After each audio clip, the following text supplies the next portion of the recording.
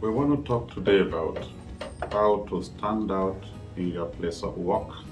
In other words, how do you get your boss attention? That's what we are saying. How do you excel where you have a crowded employees? How do you distinguish yourself out of many employees? I want to just give you some tips that can help you out. The first thing is you to understand the vision and values of your organization.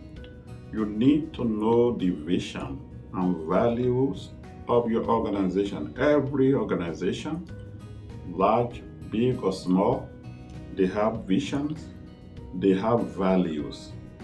You have to know what this is all about. In fact, by the time you are going for your interview with the organization, you should really know what's the vision and the value of the organization. If you can do that, then you move to why really are you hired?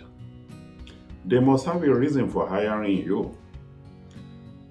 Seriously, you need to attend to the reason why you are hired. When you get to where you are working or where you are working now, there are going to be a lot of needs. But I tell you, the first need that should be a priority to you is why you are hired. Why were you given the job? Why are you part of that organization? When you were interviewed, what job were you interviewed for? You need to make that your major. You need to put your attention to the reason why you are hired and make sure you put your best to do the reason why you are hired. Then, when you know why you are hired and you excel at the reason why you are hired, then you go to the next one. That is, what extra can I do? There is always the minimum, there is always the extra. There is always the maximum, there is always the extra. The reason why you are hired is not minimum, but maximum. But in addition, you must enlarge your capacity to handle extra. Don't forget, there's always extra that you can do. You can't just do enough of what you are hired to do, but you just realize that you can handle more. You can handle more.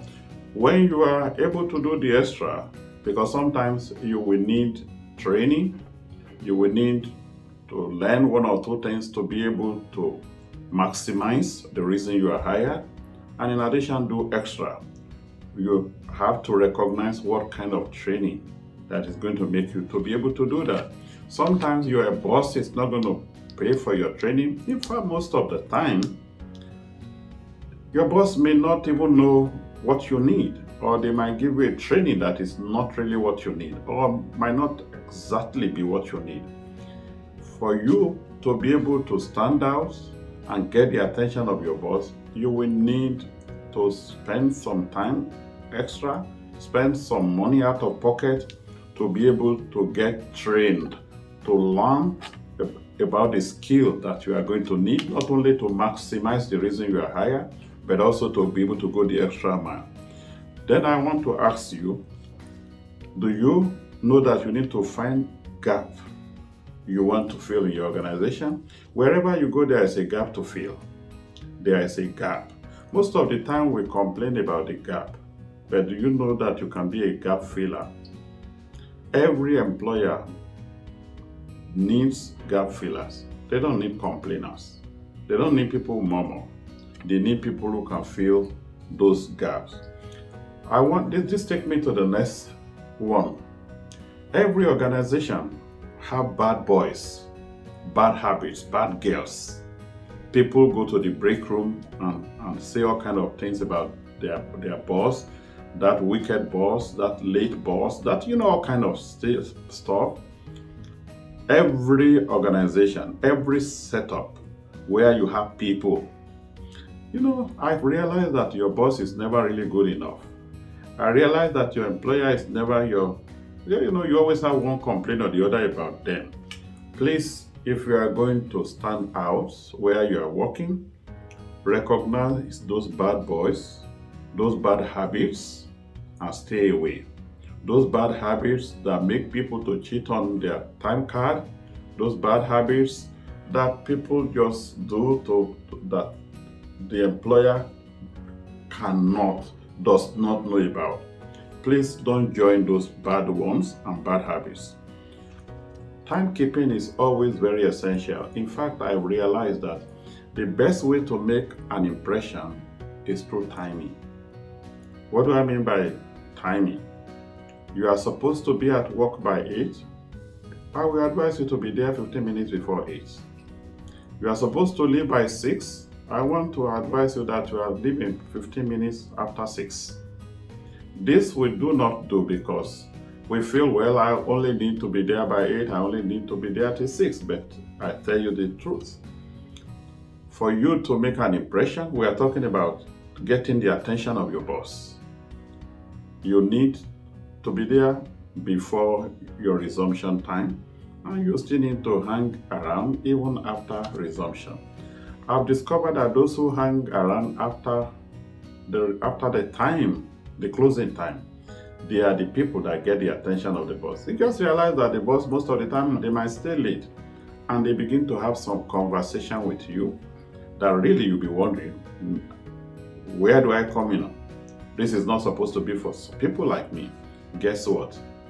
Because you are getting the attention of your boss.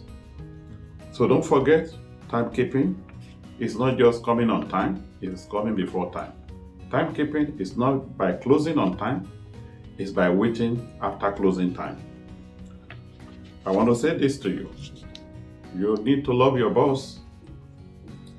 If you know how to pray, pray for your boss. Love your boss. Send, if you call it, Christmas card to your boss. Thanksgiving wishes during Thanksgiving season. Birthday wishes. Little stuff. You just have to love your boss. I've discovered that the higher people go, the lonely it becomes. Sometimes everybody believes that the boss is a demon. And we've forgotten that this is a human being that has an assignment and a job to fulfill and complete.